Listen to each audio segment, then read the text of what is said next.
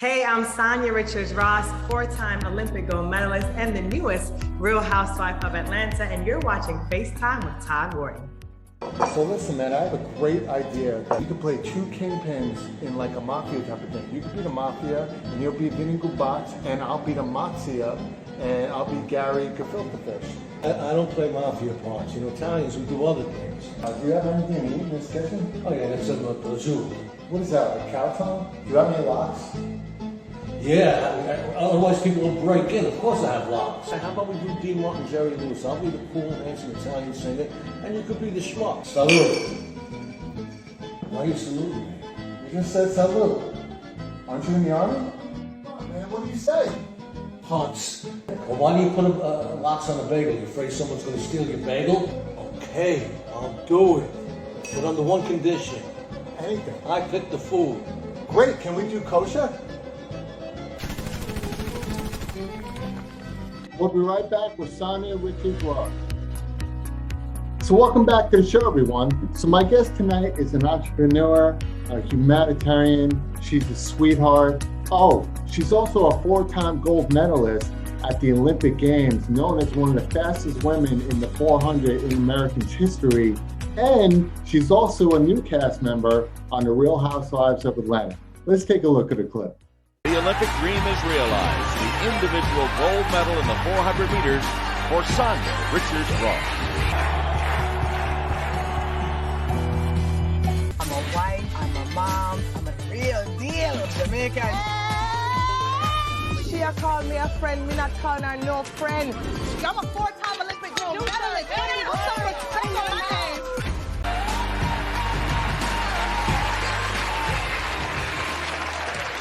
Please welcome to the show, Sonia Richards-Ross. I'm good, Todd. How are you? Thanks for having me. My pleasure. I have to have my coffee, even though it's like 7 o'clock at night. I'm not mad at that. No, not mad at all. Not mad at all. So, Sonia, first of all, I say this to a lot of people, but I truly mean it. Congratulations on everything up to this point. It's not a fluke what you have done. I've done so much research on you. You published and sent me stuff. You are a workaholic. And I love that about you. I've been interviewing a lot of great women. I love the women empowerment movement. I love how women are stepping up because honestly, you should have never have stepped up in the first place. We should have always been there together. You know what I'm saying? Agreed. Yeah. But you are killing it right now. 4 gold medals, right? Yes. Charities, entrepreneur. I think you got a limo service. Yeah. Yeah, I need that hookup. But let's talk about what you're doing right now. You are the newest peach on The Real Housewives of Atlanta. Yes. How did you end up on something like this? You went from, most people run from reality shows. I ran to it. You know what I'm saying? So tell me about how this happened and tell me about your experience so far on it. Absolutely. So I'm actually not new to reality TV. I did my own show with my family, Glam and Gold, in 2013. And I actually liked doing reality TV. I thought it was fun. And so I always thought I would leave the door open to that opportunity if it ever came back. I never thought it would be The Real Housewives of Atlanta. One, because I literally just moved here. Yeah.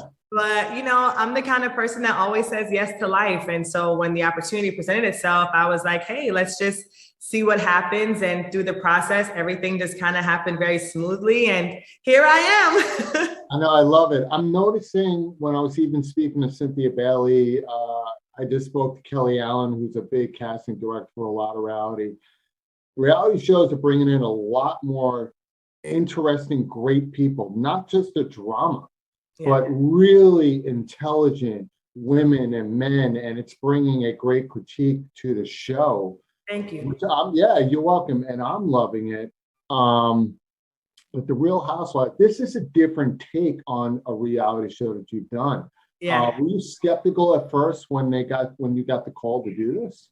Yeah, I think everything that you do and that I do, I'm always very thoughtful about it, right? And I know that sometimes there can be a stigma around reality TV. And, obviously there's also people will say like the marriage curse. on reality TV, and I ain't trying to lose my man behind no reality TV show. So yes, I definitely was very thoughtful about it. But ultimately, like I said, I went through the process, and I always feel like if things have this ease to it, it's like meant to be. And so it just, like happened. I never felt like I was being forced or asked to do anything outside of just be myself. And I think, you kind of mentioned it at the top of this show. It's like, I feel like women deserve to be everywhere. I want to be what I want to see on television, and I think that it's really cool to have the opportunity to be the first Olympic gold medalist, the first Jamaican, and all the things that I bring to the platform. So I wanted to be that.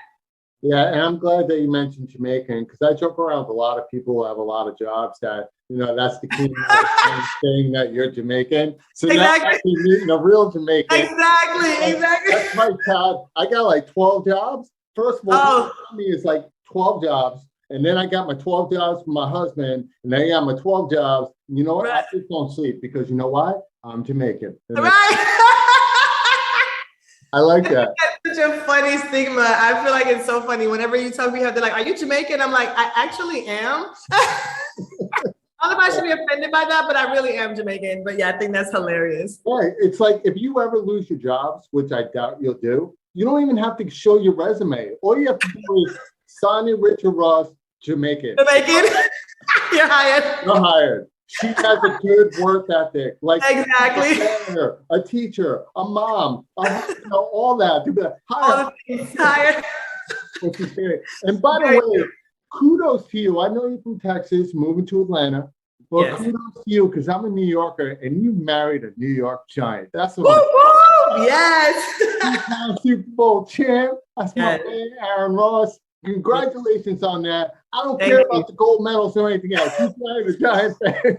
I love it. That's what I love to hear. I mean, to be able to have been by his side from college when he won his national championship with UT, to going on to winning 2 Super Bowl rings and arguably 2 of the best games ever played.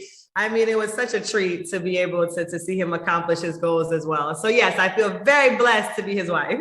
And I'll be honest with you, you guys are kind of like the all-American couple. Seriously, you're both good-looking people. You have great personalities. You really excelled in your careers in everything that you did. But at the end of the day, a big part of both your stories is husband and wife, and your kids come first. Yeah. That doesn't happen a lot anymore, especially in Hollywood, because you guys are pretty much in the Hollywood limelight now, right? Even though you were sports, you're taking on a different role.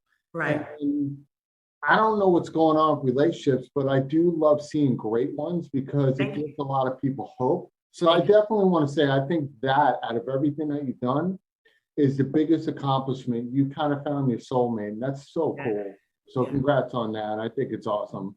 Thanks. And yeah, of course. You have this, listen, I got a whole thing here, right? You've done so much, but we talked about the Housewives, but I want to talk about some things that are dear to my heart, because I'm a humanitarian as well. We spoke off. I actually do some, we'll speak offline as well. I love some of the things that you're doing. For example, let's talk about Mommy Nation. That's actually really, really cool. It's a multimedia platform. I believe it's a place where Black women can feel safe. Yes. Tell me why you created this. Sure. It's new, but there's a meaning behind why you did that. Absolutely. I mean, after my career, the thing I wanted to do the most, I was so excited to become a mom. Yeah. And I remember in the early parts of my motherhood journey, even though you have a kid, even though my sister had just become a mom 6 months prior, it can still sometimes feel like a very lonely journey. Like you can feel like the things that you're feeling and experiencing, you experience them on your own. And so I just remember being, when I was an athlete, having that support system, having my coaches and like-minded people around me, helping me to be my best. And so as I was trying to navigate motherhood, and this was right before the whole social uprising and George Floyd and just all those things were happening in the world all at the same time. I was like, man, where is this community that I could lean on to help me and I can provide support for? So I created it. I created this space called Mommy Nation.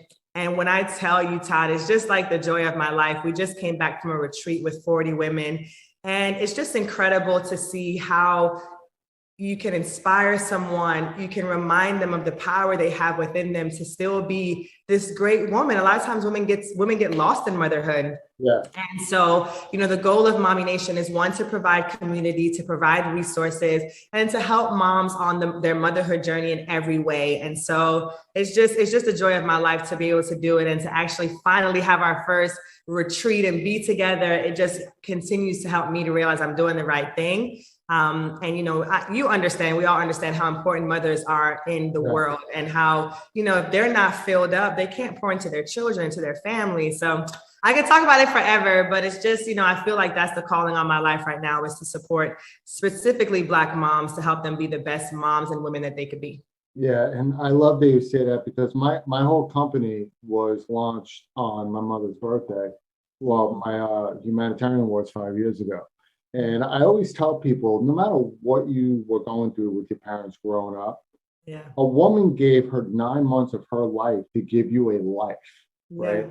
So always respect that. Always understand the blessing that person has given to you. Yeah. So you can have this. And obviously it's up to you on how you move. Like we all say, God's this, God's that. We get that.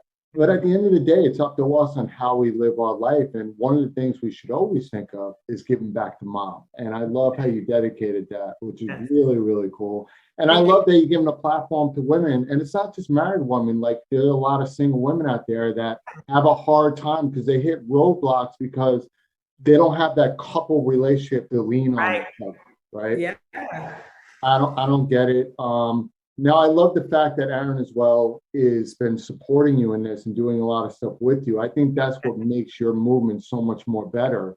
It's actually people together that are actually supporting one another. That is so cool. Yes, thank you. Which is great. Yeah, and you guys are doing something also, the Gold Standard of Excellence, which is your foundation, correct?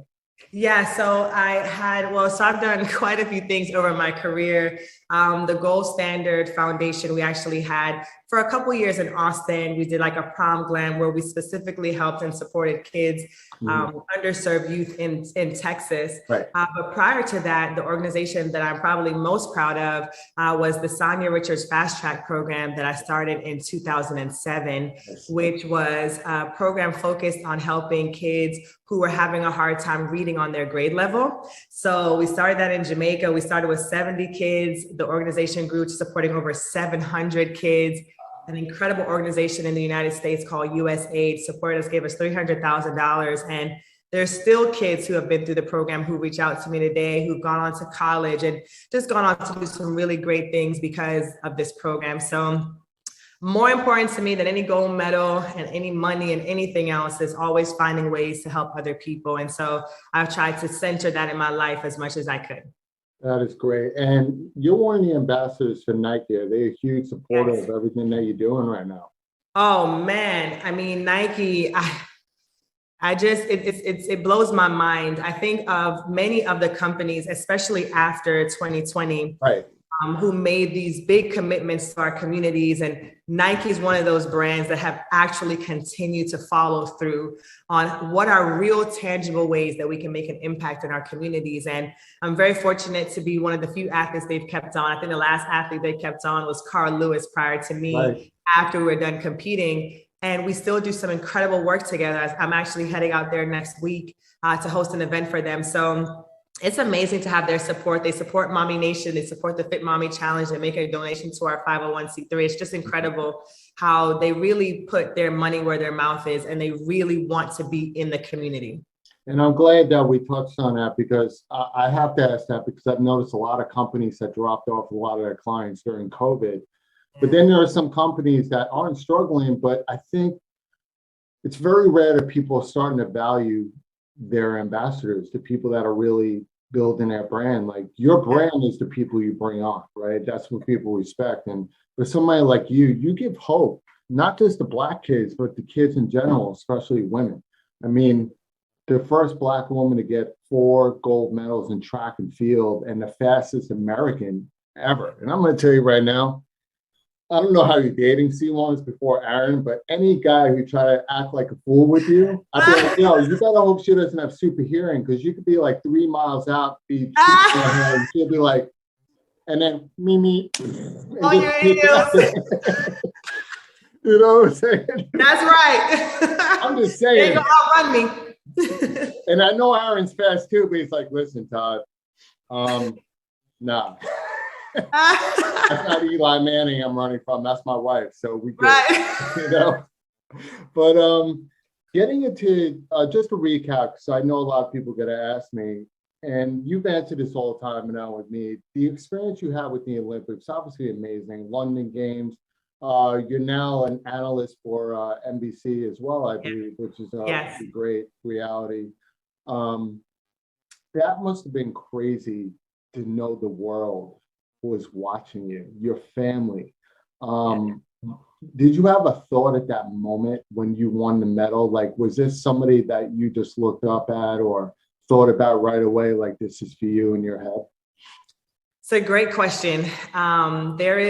So first of all, there's nothing like being at the Olympic Games, nothing in the whole wide world. I mean, I always tell people, I think the best part of it is the very first day when you walk into the athletes village, where thousands of athletes from all over the world come. And I literally feel like this idea of hope and love and victory is palpable. It's like, I wish we could have it all over the world, right? It's like all these athletes who are hoping they could win gold. And it's just hard to describe.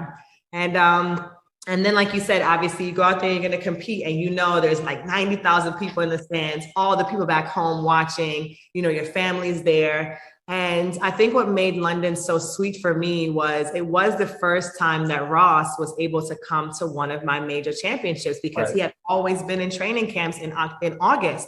That's right. And so I'll never forget when he was negotiating with Jacksonville, he said, listen, if my wife is in the Olympics, I need a couple of days to go watch her run. And so after I won the gold, he was sitting directly across from the finish line. I ran right up to him and gave him the biggest kiss. And my sister was beside him, my cousin, and they're bawling. And then I started crying. And it was just everything to be able to share that moment with him, because I had never had that experience.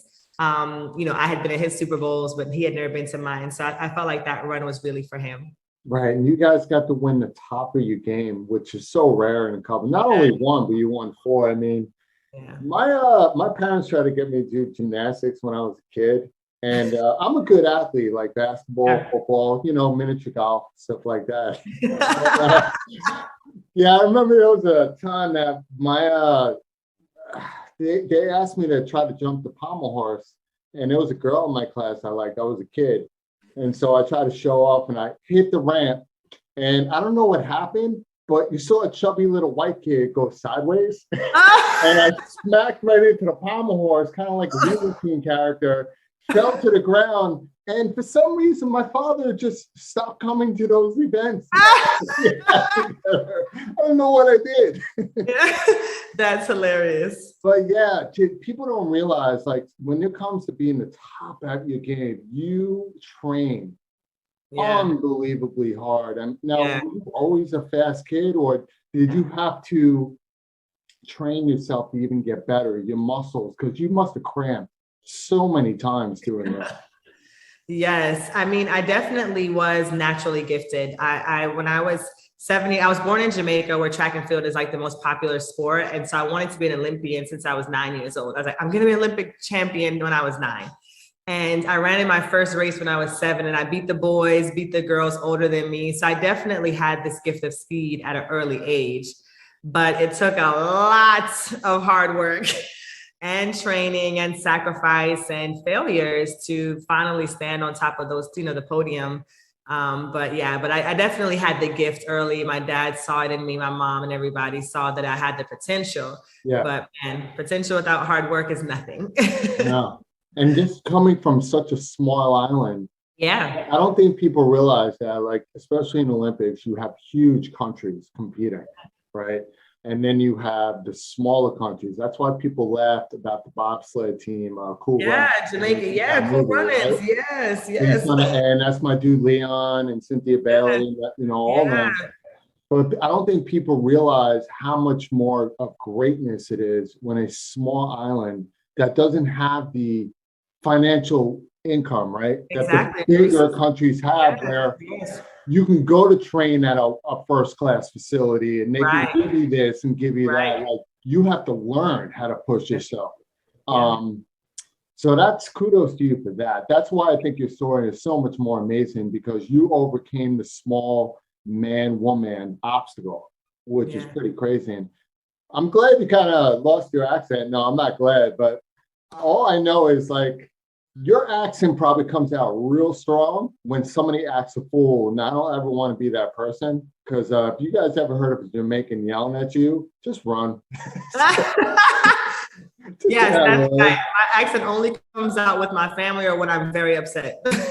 Oh, I can imagine. I can imagine. Now, I mean, we touched on a lot of things. Are there something that you are working on right now that you would like some people to know about? Because your story is incredible. I could talk to you forever. Oh, I feel the same about you, Todd. Thank you so much. I mean, I think ultimately the things we've talked about them is obviously watching the Housewives. We're on every Sunday evening at 8 p.m. So you can check that out. Mommy Nation, that is my big passion. I want to continue to reach more women all over the world.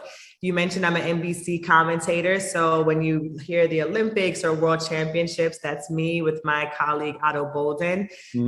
And, you know, you mentioned the Nike stuff. So I'm not working on anything else right now that I'd want to talk about. Those are kind of the big things, and being a wife and mommy myself. So yeah, I think you covered it. I like it. I like it. Well, you know, I try not to, but you know, sorry, I do my research. You know, it's what I do. You did a great job. That's why I appreciate you. Sonia, this has been such a pleasure talking to you today. You have such great energy. Tell your husband I said hi, and I will. Thanks for being a guest on FaceTime with Todd Wharton. I really appreciate you. Thanks for having me. So, Sonia, first of all, you know what? It was such a pleasure interviewing you tonight. You have such a beautiful heart, and congratulations to not only what you do on the field, but what you did off the field. You found your soulmate. You and your husband doing a lot of great things together. He's got Super Bowl rings with the Giants. You got 4 gold medals. And now you're truly giving back to the world selflessly by continuing your legacy on who you are, and that's humanitarian. So I'm proud to call you my friend now, and I hope to see you soon. And guys, I hope you enjoyed this interview. Go check this lady out. She's pretty amazing to follow. And until next time, if you're not living a passionate life, then whose life you living? Take care, guys. I'll see you soon. He is the most interesting man in the world. I'm not always on YouTube, but when I am, I make sure I'm subscribed to FaceTime with Todd Wharton. He's thirsty, my friends.